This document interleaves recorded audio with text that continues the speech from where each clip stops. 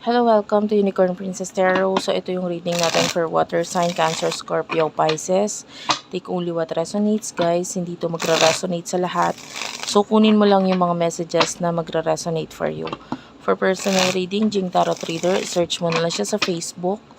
Ayan. And yeah, this is for Water Sign, Cancer, Scorpio, Pisces. Let's start your reading.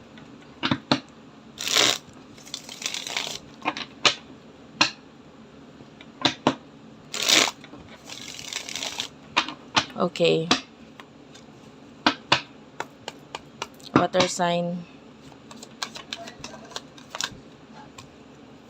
This is your main energy. You do have here the Death card, the Three of Pentacles, the Page of Cups, and the Tower.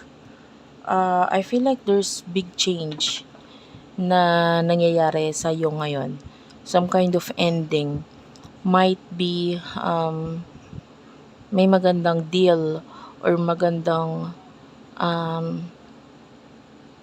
feel like this is growth sana, no, na ino-offer or binibigay sa iyo, but then hindi natin nakikita na nagwo-work out or nangyayari ito. With the Death card, it's like wala kang choice kundi i-end or i-sacrifice kung ano man itong magbibigay sana ng mas magandang money or pera para sa'yo. Parang I feel like it's not that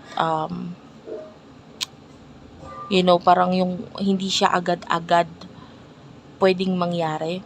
So may paghihintay, tapos dun, because of that paghihintay, pwedeng hindi na sure kung mangyayari pa ba ito, no?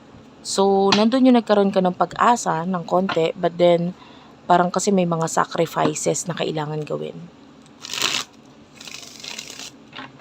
Sino ba 'to person na nakakonect mo pagdating sa love?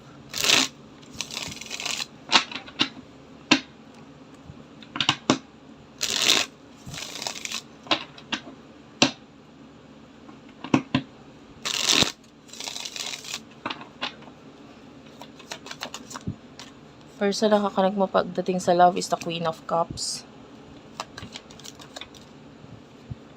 King of Cups, wow. Could be a soulmate or twin flame energy. You do have here the Temperance. Matagal ka nang hinihintay nitong taong to eh. Kaya lang marami siyang kinakaharap ngayon. Matagal ka na niyang hinihintay dahil maaaring with the Magician, ikaw yung ikaw yung nagpapasaya sa kanya eh. Ikaw yung nakakapagpabago sa kanya. But then parang wala siyang choice kundi sa ngayon maghintay lang muna sa kung kailan matatapos itong mga bagay na pinagdadaanan niya. Okay? And I feel like nagkakaroon ng separation between the two of you. And, maybe hindi mo naman kasi yon parang wala kang magagawa regarding do sa bagay na yun. Alamin natin kung ano yung mga nasa isip ninyo. You do have here the Nine of Pentacles, Ace of Swords,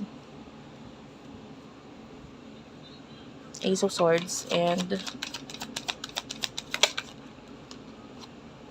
Eight of Cups, the Three of Swords. Actually, you're thinking about the future. So, ngayon yung nasa isip mo is, might be mga new beginning sa buhay mo.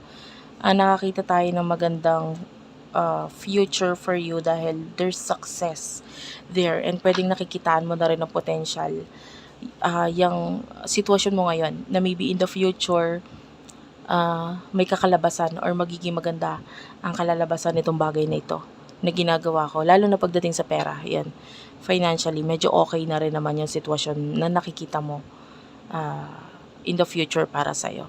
But with regards to love, medyo may disappointments lang, no, with the Three of Swords. So, pwedeng nakikita mo yung connection ninyo ng person na ito na hindi siya talaga mag-work out.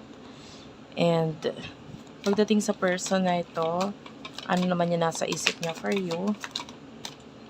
We do have here the Five of Pentacles, the Fool, Taurus, Virgo, Capricorn, Cancer, Scorpio, Pisces. Three of Cups is here. I can see possible problem na kinakaharap ng person na ito, especially problema sa pera, problema sa kaibigan.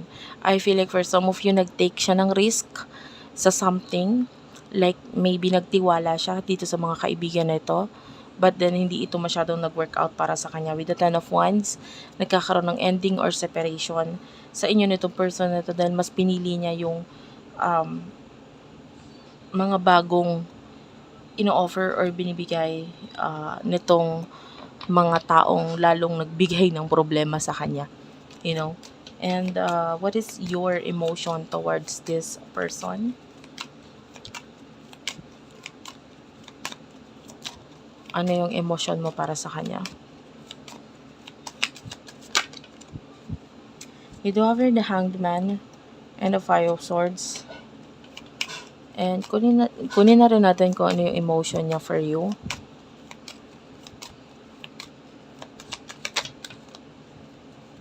The Strength card is here. The King of Swords. Mutual energy.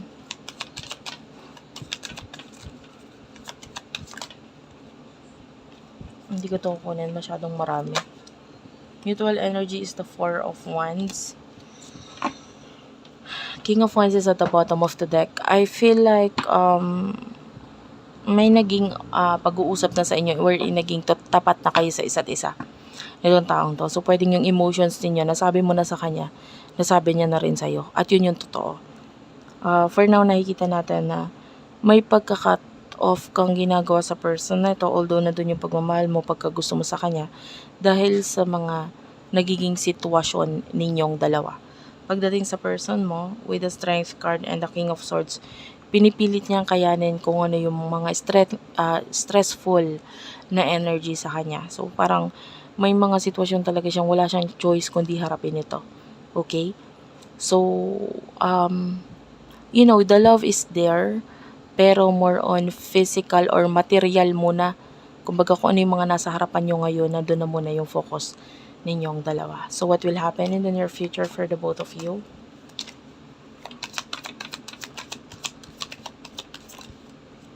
So, in the near future, you do have here the Star, the Ten of Pentacles, Six of Wands, Page of Pentacles, and the Knight of Swords. In the near future, nakikita natin na kung ano man yung problema ng person mo, malulutasan or magagawa niya na paraan na makaalis doon. I can see victory here with the Six of Wands. So, this is your person winning something. Mananalo siya. Maybe it's a case, kaso, ganyan, legal matter, whatever kind of problem na kinakaharap niya ngayon, mananalo siya doon. And with the Page of Pentacles, Taurus, Virgo, Capricorn energy, there's a lot of offers din naman sa person na ito in the near future na dadating sa kanya. And of course, this time around, magiging mas matalino or mautak na itong taong ito. And then for you, I can see success. I can see you achieving your dreams with the Star Aquarius energy. Ma-achieve mo yung pangarap mo. I can see you earning a lot of money na maipagmamalaki mo. Na maybe not now, no? Kasi maybe iba pa yung nasa isip mo ngayon eh. Nasa isip mo baguhin or sa future gusto mo ganito, ganyan. Pero kung nasaan ka ngayon, nakikita natin, nandyan talaga yung success para sa'yo. Parang hindi mo na kailangan mag-isip pa ng iba. Ang kailangan mo na lang gawin is pagbutihin mo, galingan mo sa kung ano man yung ginagawa mo. Dahil ito yung magbibigay ng success para sa'yo. Okay, so thank you for watching, guys. I love you all. Sana nakarelate kayo, nakaresonate. Kayo, don't forget to subscribe, no? And meron tayong special channel for Water Sign Philippines. Please do check it out. And yeah, please do comment down below. I love you all and bye-bye.